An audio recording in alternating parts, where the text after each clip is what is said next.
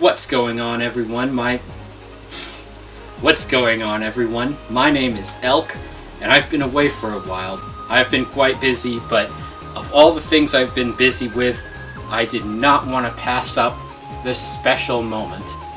The 25th anniversary of Sonic the Hedgehog was this week, and so I wanted to do a very special video for the occasion, in which I talk about just my personal memories growing up with Sonic. And this whole video is going to be set up into 3 different parts. I have a lot of memories to talk about, so this whole thing is going to be split up into 3 different videos. Part 1 for the classic era of Sonic, Part 2 for the Dreamcast era, and Part 3 for the modern era, similar to how the levels are separated in the game's Sonic Generations. So, where to start? Well, Sonic is 25 this year. I am 26. So when Sonic was introduced to the world, I was only a baby, about a year old now. So I honestly couldn't tell you where or how exactly I first encountered Sonic the Hedgehog. All I know is him and I go way, way back. My earliest memories were of visiting a friend from school and seeing his Sega Genesis, and I remember he showed me Sonic's Spinball, which really left an impression on me.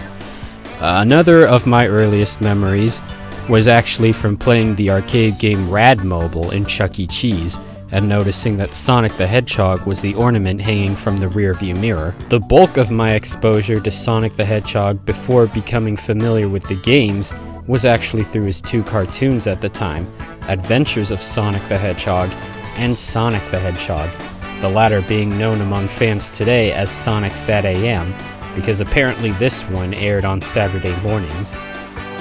I used to love the Sonic cartoons so much that my parents actually got me a whole bunch of videotapes for them. Here I have 4 videotapes of Adventures of Sonic the Hedgehog. And I actually have more for Sonic Sat AM. It's just, I don't know, they're missing somewhere. This is the only one I could find. Of course, nowadays, I also have... Where did I put that thing? I also have this, the DVD box set for Sonic Sat AM. I know a lot of people seem to favor Sonic Sat AM nowadays over Adventures of Sonic the Hedgehog. That one is just a little too off the wall for people, I guess. Personally, I love both cartoons. They both seem to fill a certain niche for me. I always loved the sillier, more wackier cartoons, and Adventures of Sonic the Hedgehog perfectly personifies that style of cartoons from the 90s, at least to me. It is a bit weird to see 2 different cartoons based on the exact same character, who's voiced by the exact same actor, no less, both with very different style of tones. You never saw that kind of thing back in those days, and you don't really see it now either. When I discovered Sonic the Hedgehog, however, or Sonic Sat AM, whatever, that was the one that I somehow ended up watching more often, probably because I just happened to catch it more often. Occasionally, my mom would actually videotape episodes on weekday afternoons, because they were airing while I was still in school. Like Grandmama, what big red eyes y'all have. And the big ugly old wolf says, better to see y'all with my dear. That wolf is nasty, huh, Bunny? Nasty as a one-eyed snake, sugar. You know, it's funny how I always assumed that when Bunny Rabbit said that was just another of her random Southern Belle euphemisms that doesn't make any sense. But it turns out that a one-eyed snake is actually another word for penis. How about that? I'm gonna say that to my kids one day, if kids are in my future. That such and such is nastier than a one-eyed snake, hun. Now, a lot of times when I was a kid, I got to visit my uncle, and my uncle was really cool, or at least one of my uncles. Not that the others aren't cool, but he had a state-of-the-art computer which was always up to date with the latest stuff from the time, and had the latest games. And at one point, he even had a TurboGrafx 16. Nobody else I knew had one or even heard of one, In fact, I never even heard one before I saw his. And of course, at one point, my uncle had also procured a Sega Genesis. At that time, I got to play Sonic 1 and 2 a lot when I was at his house. Growing up, I didn't get to play a lot of Sonic games, at least not at first. I was aware of him. I actually grew up with a Super Nintendo and a Game Boy, rather than a Genesis and a Game Gear. But that's not to say I didn't love Nintendo. I always loved Nintendo. Always. All the way to this very day with the Wii U and Nintendo 3DS. One of the more interesting memories of Sonic was actually from me going to a very special Toys R Us event. I cannot for the life of me remember what this event was all about, and I cannot find any information on it online. All I remember was that it was a celebration involving some of the most popular toys at Toys R Us at the time. I remember Sonic was there, or if you want to be real, a guy dressed in a Sonic costume. And I remember there was also Barbie there. As for any of the other toys, can't remember a single one. One thing about this event is that it happened to be going on during the launch of the video game Sonic and Knuckles in 1994, and I actually got to play the game at the time. This was actually the very first time I had heard of the game Sonic and Knuckles. Also, it's worth noting that at the time, I kind of thought that Knuckles was a girl when I saw him. I'm sorry, but hey, I was a little kid, and Knuckles had long hair, which I never really saw a lot of guys with long hair at the time. Another interesting collectible I managed to get at the time was the Sega Tunes CD box set. At the time, I had never heard of this up until the point where I saw it at Sam's Club, and for whatever reason, my parents decided to get it. If you've never heard of this, well, it's a series of 5 CDs, all of which are based on a Sega Genesis game. They're all full of remixes of music from the games. As it says on the CDs, it's music either from the games or inspired by the games. The music you're hearing right now and some of the other songs that play in this video actually come from the Virtual Sonic CD. I never got to hear it a whole lot at the time because we did have one CD player, but I couldn't figure out how to use it. Most of the music I heard at home was on vinyl. But at some point my parents did set up the CD player and I got to listen to the song, and I actually recognized a few songs on this CD from some of the games.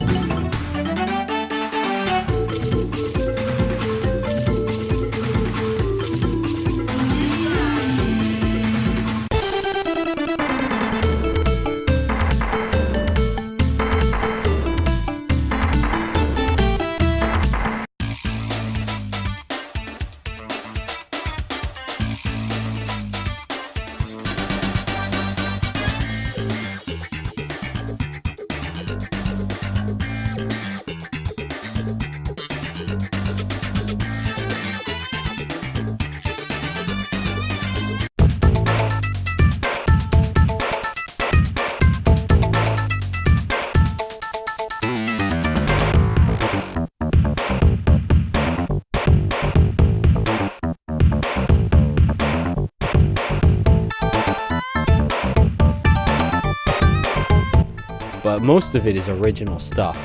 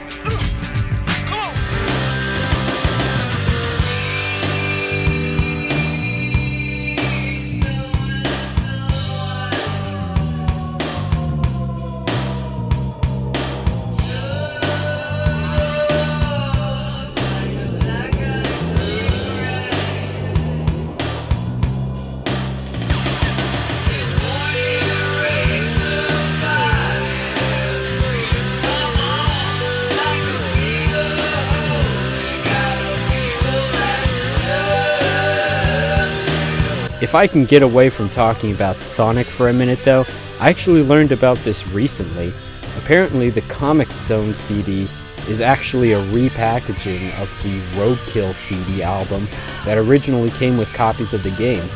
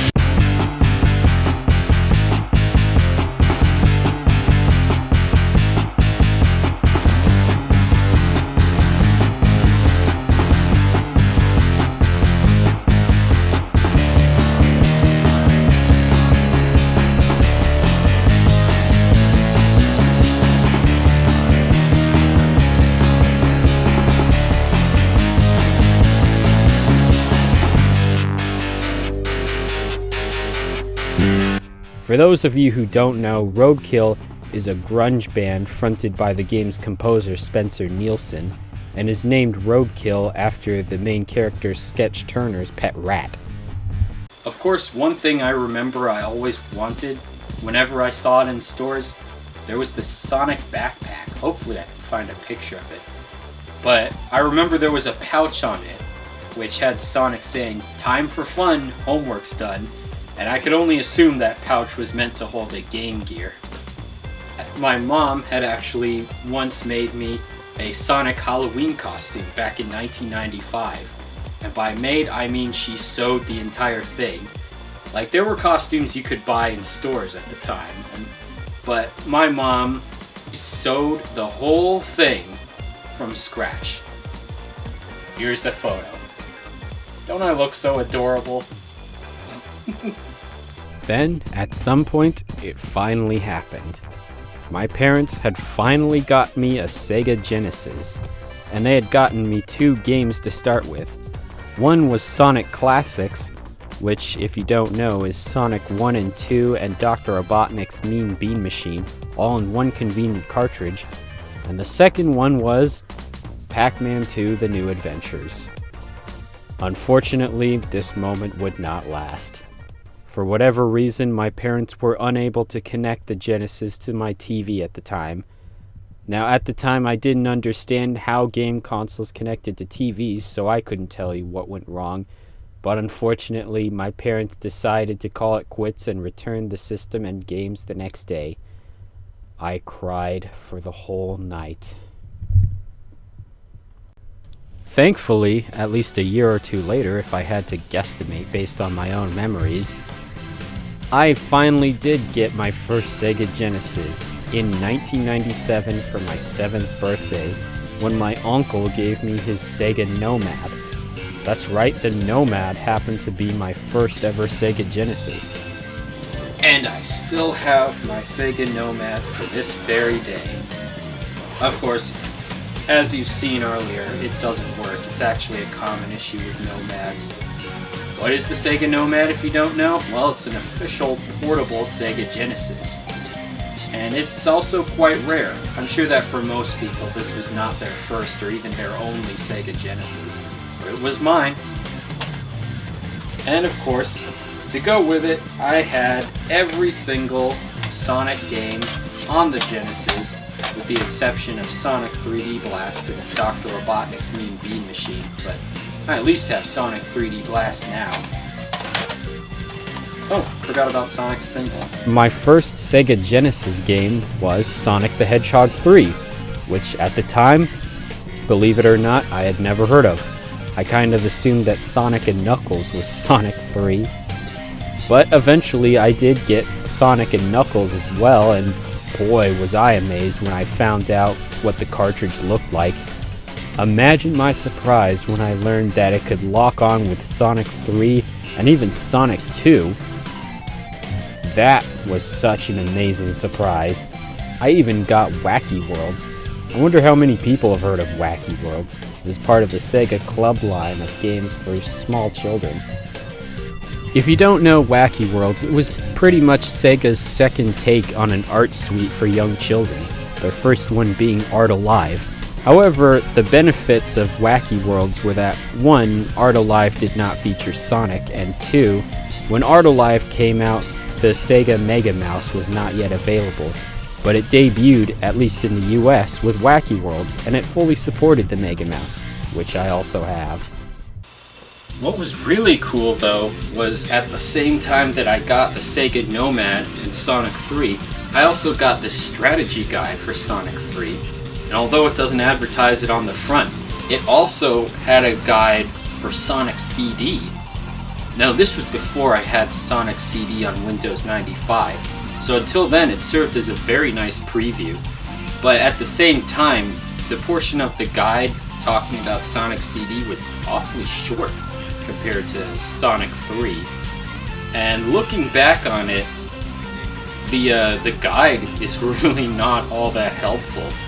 There's a few screenshots, a few hints here and there, but the pages actually had a ton of space on them, just blank space, where they could have written more things or maybe showed some maps.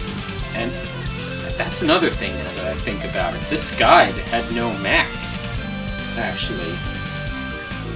In fact, I'm sure most of you who played Sonic 3 probably remember the infamous barrel thing in Carnival Night Zone Act 2. You guys want to know how to scare an entirely new Sonic fan? Sometimes I get drunk with power. You ready? I can make all of you recoil in fear in about half a second. Ready for this? Bam! There it is.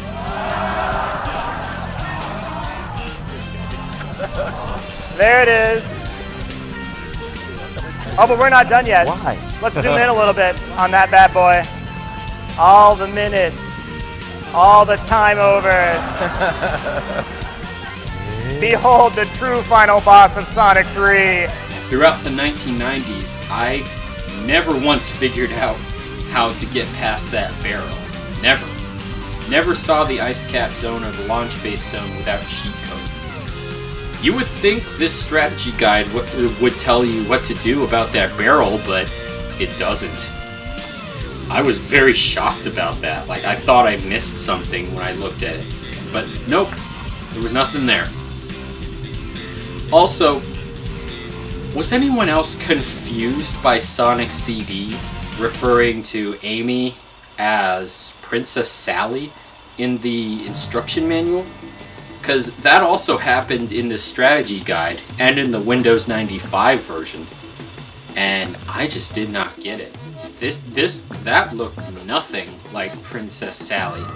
It just, even at the time, it just came off as a weird and desperate attempt to try and tie this in with the Sonic Sat AM cartoon show. One thing I remember about playing Sonic 3, with my brother especially, some of you might remember this, but when you played Sonic 3, and this was also true with Sonic 2 as well, a second player could plug their controller in and control Tails, while player 1 controls Sonic. And that's what my brother and I used to do at the time. Since I was the older brother, most of the time I was Sonic. And during Sonic 3, we were actually inspired to do this because of the cutscenes the game had that come up in between levels. One of my favorite features of Sonic 3, by the way. Him and I used to roleplay as Sonic and Tails at the time. And we'd actually speak as if we were Sonic and Tails and actually react to whatever was going on, both during the cutscenes and during gameplay. It was amazing. And I'm gonna actually try and do that when I get to my Let's Plays of Sonic 3 and Knuckles. So anyway, I mentioned earlier that I got Sonic CD on Windows 95. Yes, later on I did get that because having a Sega Nomad, it's not compatible with the Sega CDs, but luckily there was another solution for Sonic CD. And that game was a load of fun. I especially enjoyed Sonic CD on the PC. The music was especially amazing. It had the CD quality music, which is far beyond anything the Genesis would ever be capable of. And it had that opening movie, which I'm actually very lucky I grew up with the PC version of Sonic CD, because the opening movie in that version was actually a higher resolution than on Sega CD. It also had a better frame rate and it lasted longer. It actually took me a while to figure out that the movie comes up if you just hang at the title screen for a while. But when I did figure out, I made sure to watch it at least once every time I booted up the game. It was so awesome. Just seeing Sonic just rushing around, jumping everywhere, running on water, running up walls, jumping up boulders. It was unlike anything that I had ever seen in the cartoons at the time. It just looked way cooler. And that song, the Sonic Boom theme song, was amazing. I memorized all the words that I could hear from the opening movie, because it didn't have the full song.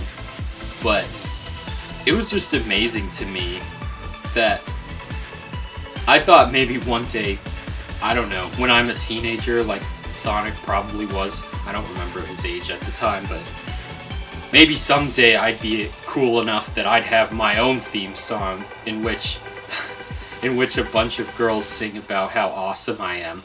I found out later the girls singing this song were apparently I think it was a vocal quartet called Patiche. Of course, my main issue with Sonic CD at the time, despite how amazing it was, is that I could actually never get past level 2. I'm sure most of you who played this game remember Collision Chaos's boss battle, this weird pinball-like battle with Dr. Eggman, or Robotnik at the time. I was never able to get past this. I might have actually done it once or twice just out of luck, but it would be years before I could figure out how to beat it on purpose. It's actually not that hard, but it is time-consuming and frustrating for that much alone. It was really frustrating though, because I especially loved the theme of the title Tempest stage, where the girls came back to continue singing about Sonic. Or, I guess harmonizing, not really singing.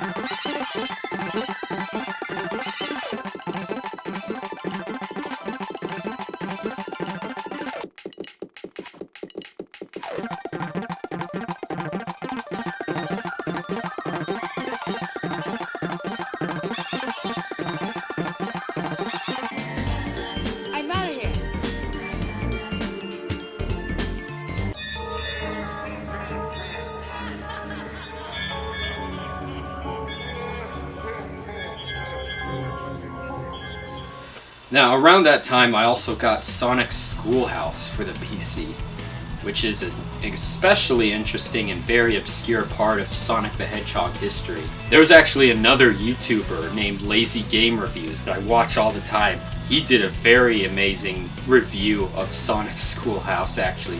So, I recommend you watch that if you want to learn more about the game, but I actually used to enjoy it a lot more than he actually did.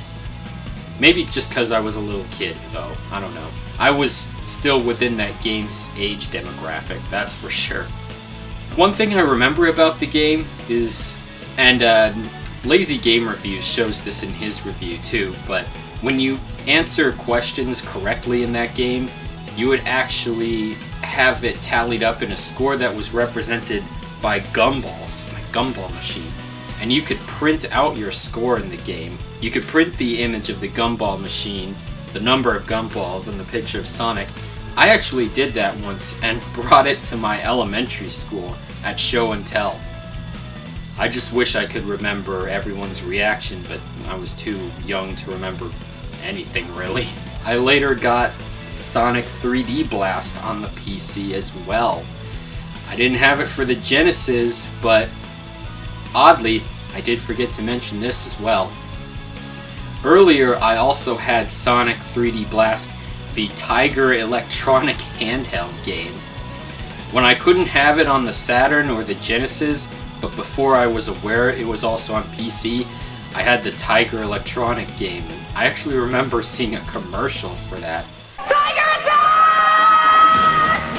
Take some hedgehog tonic and go bionic and give Dr. Robotnik a dose of his own medicine. So, when's your next tiger attack? Sonic 3D Blast, the handheld game. Batteries not included. The Tiger electronic game was not very good. I played it for a little bit because that was my only option when it came to playing Sonic 3D Blast, but yeah. I'm sure the angry video game nerd can also tell you a little more about Tiger electronic handhelds. So Sonic 3D Blast on the PC was my first time playing the game. And it was a little weird, you know. It was definitely not as I was expecting at all. Unlike any other Sonic game, this wasn't just a race to the finish. You had to find the flickies and bring them to the goal. I remember I couldn't get past the Rusty Ruins stage at the time. I think it was that part where you run into something, I don't remember what it was, and Sonic just starts twirling like a ballerina. You were supposed to get through these pillars blocking your path by doing that, because somehow that was the only way to break them. I just had a hard time controlling Sonic doing that. It was an interesting game though. I had fun and I really did like the music. The PC version of the game used the same music as the Sega Saturn version. I remember that much. I don't know how, but even though I couldn't get a Saturn, my mom did actually get me a Game Gear as well. It's the only other Sega hardware that she didn't have any problems with. And I still remember the bundle that I got. Here's the Game Gear. And the bundle actually came with this case that I still keep it in now. And it also came with 2 games. Sonic the Hedgehog 2, can't see it because it's in the case, and World Series Baseball 95. I think it was a Sonic Sports bundle or something like that. Hey man, get portable! Get a Game Gear Supersonic Sports Pack. A color portable Game Gear carrying case and 2 hit games, Sonic 2 and World Series Baseball. Wow, you could save $70. The Game Gear Supersonic Sports Pack. You know who makes it. Coffee? Tea? So although I had my Sega Nomad and my Game Gear, I was really anticipating the Sega Saturn. I really wanted to have that one as well. And it's funny because, strangely for a Sega console, it actually took a while for Sonic to actually come there.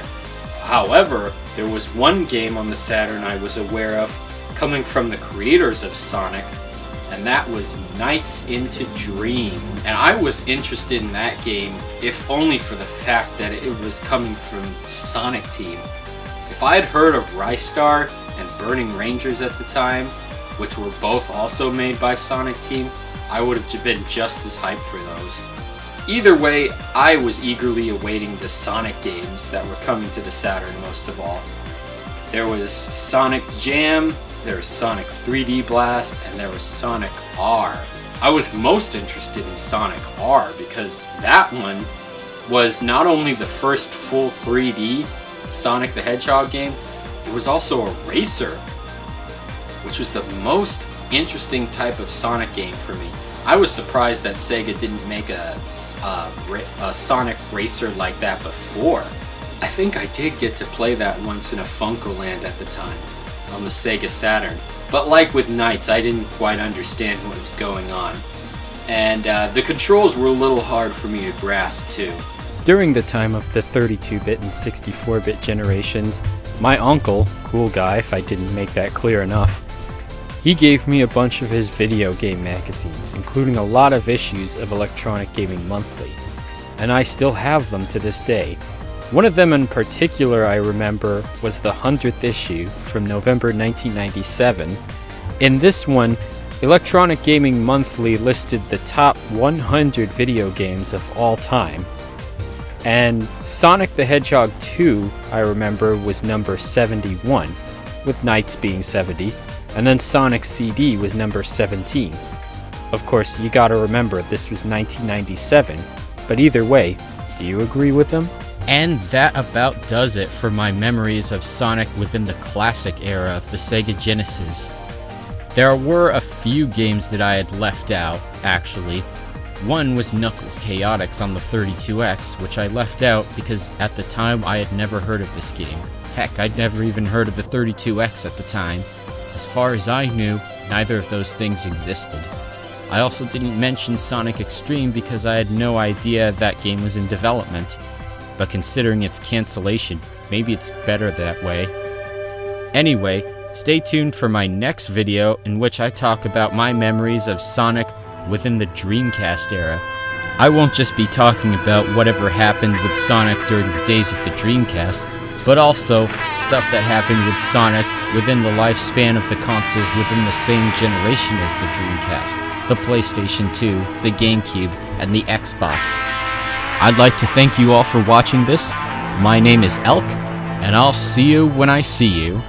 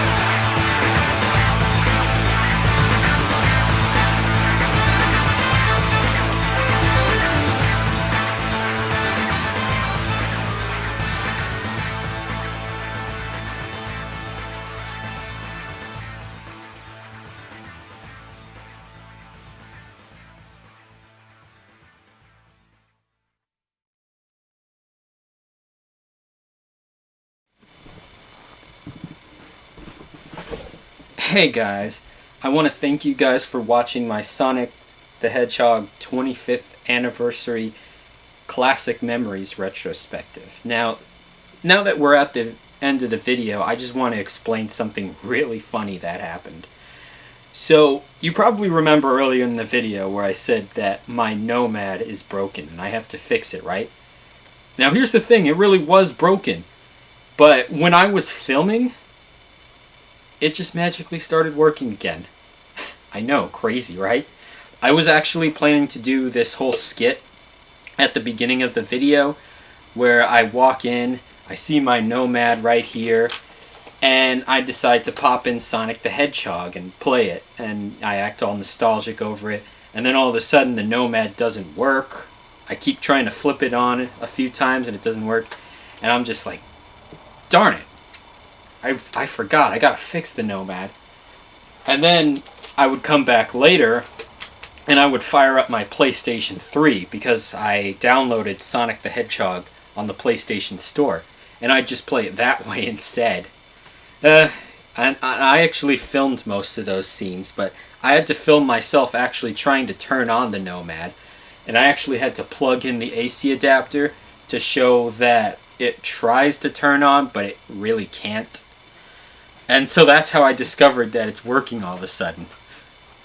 That is so crazy. I really could not believe it. I want to say it's a miracle created by Sonic himself. Sonic decided to grant life to my Sega Nomad in celebration of his 25th anniversary because I've been such an awesome fan. That's my story, and I'm sticking to it. Anyway, see you in the next video. Good night, everybody.